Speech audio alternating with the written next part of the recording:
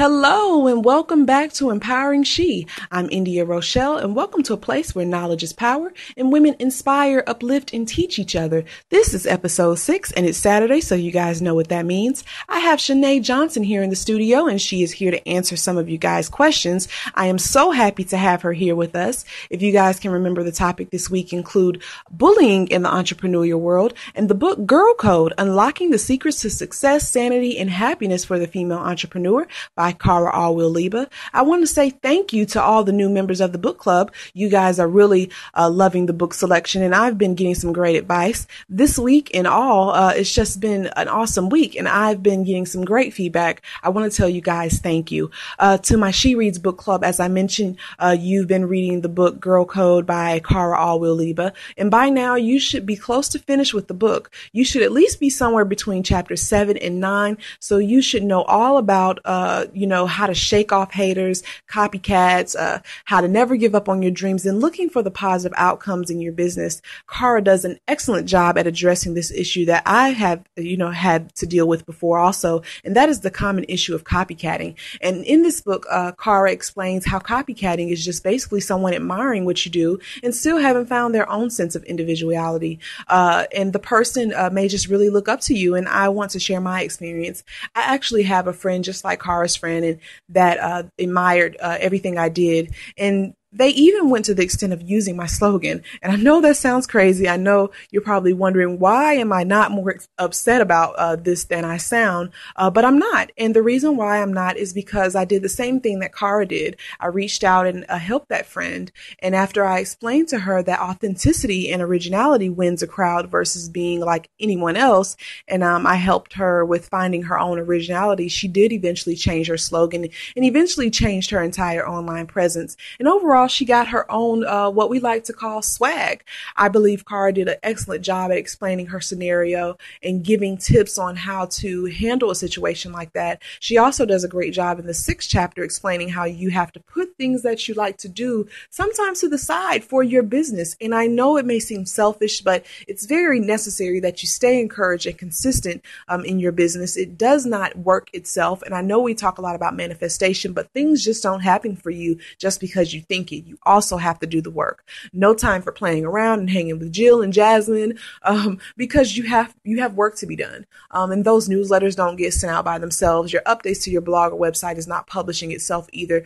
Entrepreneurship is all about leadership, and that doesn't happen on its own. Step up to the plate in your business. Believe that your business will succeed, and it will work. Those last 3 chapters should be where you are now. And though we won't be able to cover them in detail in this last show this week, because I don't want to spoil the ending, I will say ahead of time that I'm proud of you upon finishing the book. You should have taken some great things from this book. And I know after reading it, you are a stronger woman in your business.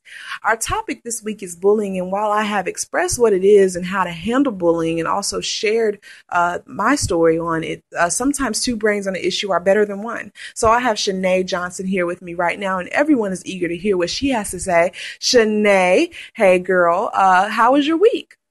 Good evening. Hello, India. Good evening, Empowering She. Thank you so much for having me once again. So excited, so geeked to be here.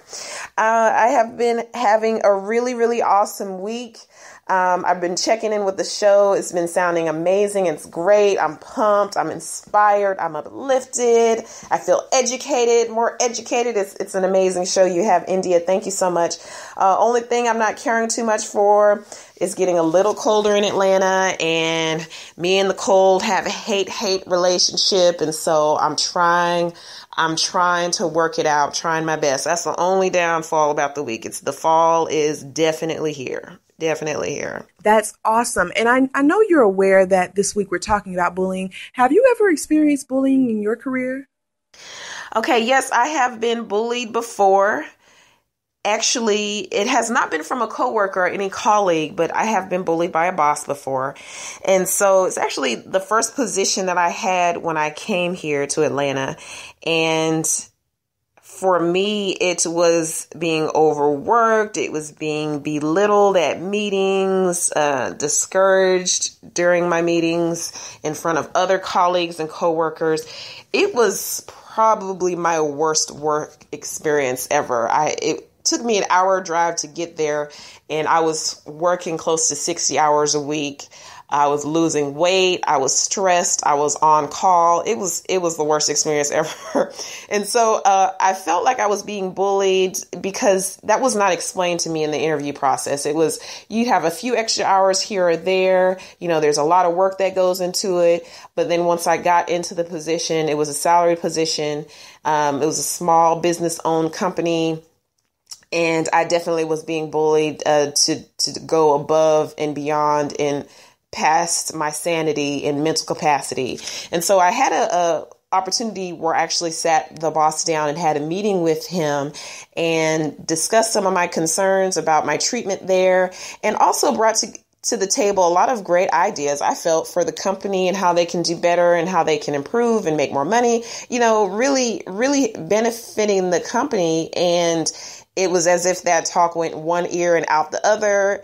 And I really got to a space of where I had to look at myself in the mirror and like, can I deal with this? You know, I'm already a small woman, and then to be losing weight, I was like, no, this is not going to work.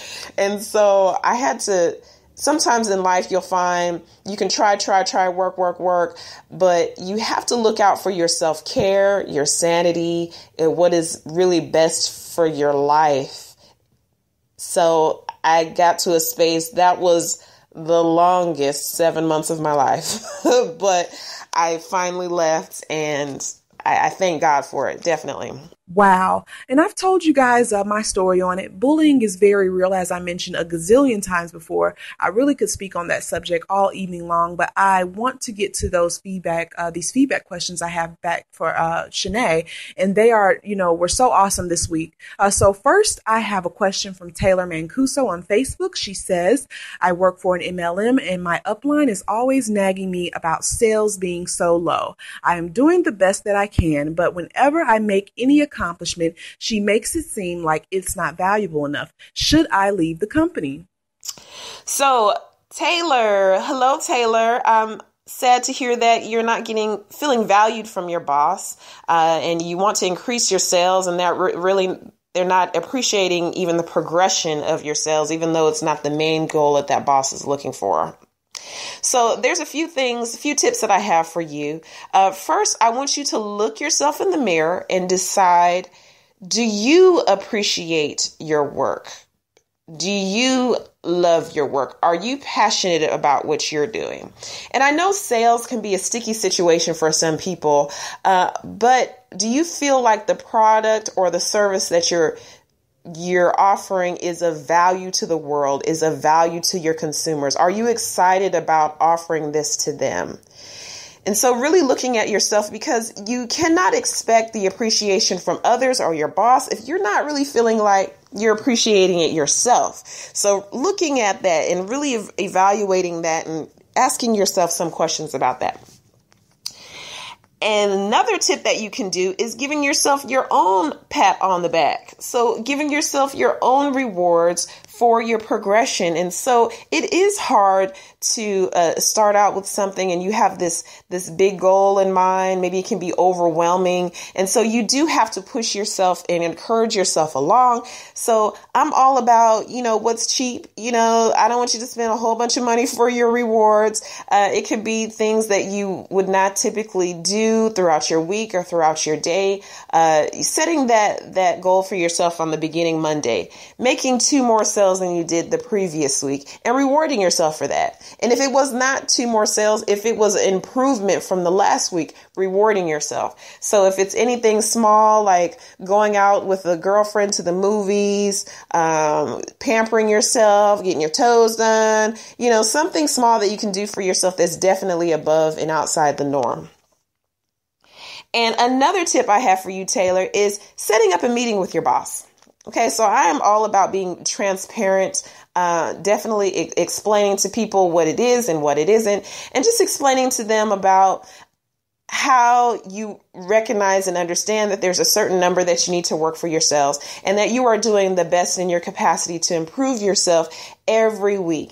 And so what you would appreciate from your boss. So if you want public recognition from your boss that, wow, Taylor, you're doing great this week. I see your improvement. Great job. Or if you just want your boss to send you a short email of like, okay, I see you, Taylor. I appreciate it. We have this goal set for this week, or just meeting with your boss and letting them know what your weekly goals are. So that Monday, when you're setting aside your own goals, talking to your boss and filling them in on that. And sometimes your boss just wanting to be involved in that process and knowing that you are definitely taking the steps and the measures to improve. So that's what I have for you, Taylor. I really, really hope that helps you out.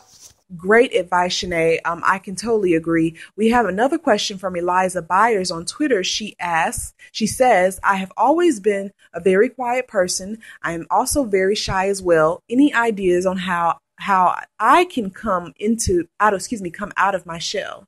Eliza, wow, it's amazing you asked this question. So you're feeling shy, wanting to come up out of that shell more. Definitely have been there. Yes, that's you, Eliza. We are here. We are eye to eye, girl, Eliza. So for me, I was extremely shy. Especially as a child, I used to be extremely shy. It didn't matter who I was talking to or trying to talk to, had to ask a question. Like, I was super, super duper shy. And so that has evolved for me into, I am a proud introvert to this day. And so I do believe there are some differences. There's some similarities, and there are some differences. So shyness can be as extreme as it's hard for you to ask for directions if you're lost. It's hard for you to talk to the cashier at the counter when you're checking out. It can be an extreme thing sometimes. It's just all social interactions with any and everybody. Sometimes even family members that you've known for years, you can find that you're shy around them. So that can be shyness, and it's shy, and it's you're hating it. It's like you're wanting it to be different. You're wanting to have this group full of friends, and you're like Friday night, you're home, but you want to be out, And the introvert is more of, like I said, what I've come to. It's just more of a place of acceptance and owning that. And it's also more of a preference. So the introvert prefers to be either alone or in small circles most of the time. And for us, it's like we gather our energy from our own space and being by ourselves. So we are readers, we are the writers, we are the movie watchers. We enjoy our alone time, and that is energized for us. We can be around other people. We can talk to other people, especially if it's certain projects or things that we need to do. But we definitely can only take small amounts of that before, especially with a large group of people, small amounts of that before it's like, okay, I need to go home now. So we're definitely the people that, leave the party a little earlier, like, hey, hey, everybody, it's been real, but I'm going to go read this book at home, so we're definitely those types. So what I want you to keep in mind is just kind of reframe that for yourself, that there are definitely a lot of benefits, either to shy or introversion, and that you are very keen and aware of other people. You are the empathetic person. You are very aware of other people's motivations. You tend to notice things that others don't because you're very, very observant. You're a great listener. Many famous leaders of our world are proclaimed introverts. Even President Obama has said that himself that he is a proud introvert. Okay, so just really reframing that, and then it's not an awful thing, and that it can be a great thing. But I do understand that we live in a world of, fortunately and sometimes unfortunately, live in a world of people. And so you have certain goals in mind for your life, whether that is having a goal of having more friends, getting a promotion, having a presentation you're coming up with. So what I recommend for you is what is called the exposure technique. And it's actually used with individuals who suffer from anxiety, but it's great to use for anything that you feel anxious or nervous about. So what you want to do is create a list of things from least anxiety situations to the most anxious situations.